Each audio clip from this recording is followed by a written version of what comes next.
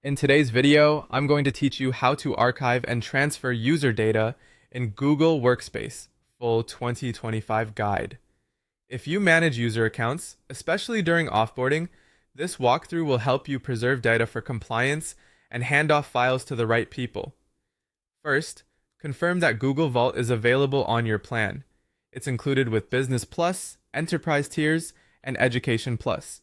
In the admin console, go to Apps, then Google Workspace, and open Vault to confirm you have access. If you don't see it, you'll need an eligible license before proceeding. Next, set your retention rules so data is preserved even after an account is removed. Visit vault.google.com, open retention, and choose the services you care about, like Gmail, Drive, Meet, or Groups. Create rules to retain data for a specific number of years or indefinitely, depending on your policy.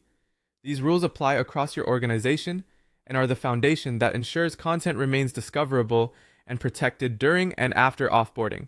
If you have a legal or regulatory reason to freeze a user's data, create a legal hold.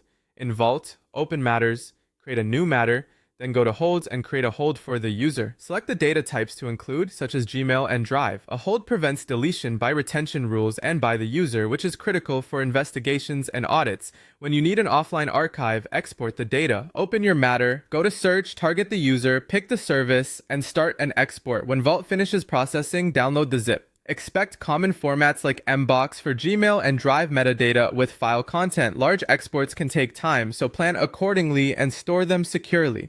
Often, you'll also need to transfer ownership of Drive content to another account.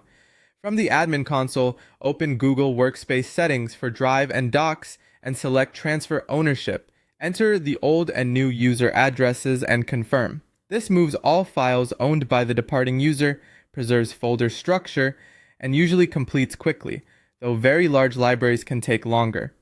To offboard safely, reset the user's password, complete all transfers and exports for Drive, Gmail, Calendar, Contacts, and any critical files, then block sign-in. Many organizations keep the account inactive for 30 to 90 days before final action. When you're ready, choose to suspend the account if you want to retain access to the data with ongoing licensing, or delete the account after confirming Drive ownership has been transferred. With retention rules in place, Vault will continue to hold the data as required.